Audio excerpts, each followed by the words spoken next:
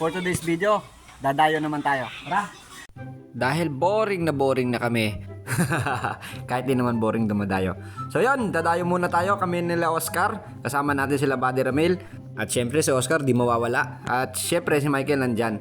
So dadayo kami kasi pang-anim na sakop na. May mga dala kaming pana at may mga pangkawil na rin kami. Yung pupuntahan namin guys medyo malayo. Kaya maaga kaming umalis. Umalis siguro kami dyan mga 4 PM. Kasi guys dumating kami doon mga 5:45 na. Tapos chill ride lang. So, sa taas pa kami guys. Ang ganda. Hindi pa siya talaga nakakalbo. Anyari? Bagal? Di baling ano daw, di baling mabagal, basta tuloy-tuloy. Hindi kami mabilis. Mabagal lang kayo. Oo. Sige mamaya na. Tapos dito guys, napadaan kami sa maisan. Ang daming mais, no? Mga ano na yan, good to harvest na ata yan. Di ako sure. Basta nung nakaraan, nakita namin, kinakaingin pa lang yan. Lawak niyan guys, kabilaan. Kasi ito yung matindi guys, tingnan mo naman yung daan. Meron kaming nadaanan na tubig, putik, ayan, bintalan. Kita nyo? Sobrang lubak-lubak niyan. May pataas. Meron pa yung pababa. Grabe guys. No, hindi yung basta-basta yung pinuntahan namin. Layo talaga. Yan, dito na kami sa ano namin, sa Tubyon na tinatawag. Ito yung lugar na pinag-iiwanan ng mga motor. Ito yung mga motor namin, oh. So yan ang mga motor namin, iwan lang namin. So isang oras kami, galing dun sa Lisap.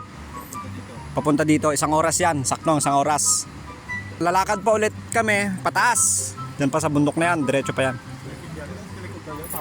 Ha? Okay.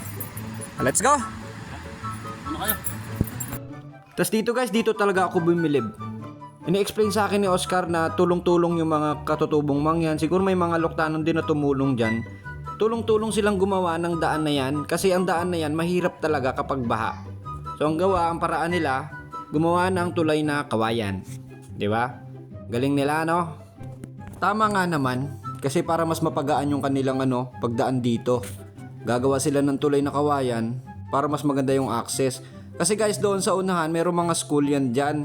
Kaya saludo pa rin sa mga teacher. Kasi kapag sa baba dumaan, medyo malalim yung tubig. Kaya no choice, gumawa ng paraan, gumawa ng tulay na kawayan. Tumadaan dito.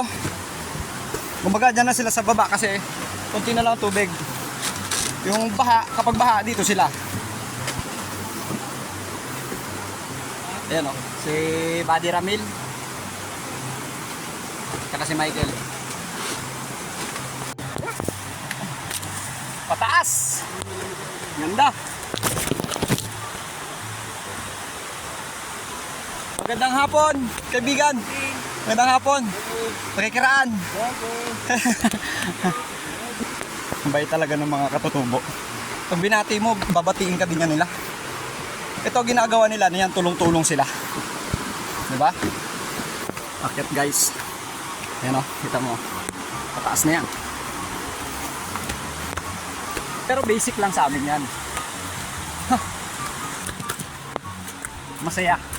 Pero pagod. Tapos pag-ahon namin dyan, yan yung bumungad sa amin. So doon na kami banda, doon na kami. Yes. Tapos habang naglalakad kami guys, ayan napansin ko. Sobrang ganda dito. Ayan. Ano? Explore mo lang yung paligid natin, yung likas na yaman. Sigurado mawawala yung stress mo sa buhay. Lahat ng problema mo mawawala. So guys, nandito na kami sa aming spot. Dito lang kami magka-camp. So doon na yung pawa, sa may taas na yun. Dito kami magkakaano ng nakawin. Tapos dito, diyan kami mamamana. Sisilipin lang naman namin kung meron. Dito lang. So, stop over muna tayo dito kasi magsasaing gabi na. Let's go! Thank you guys, abangan nyo yung part 2.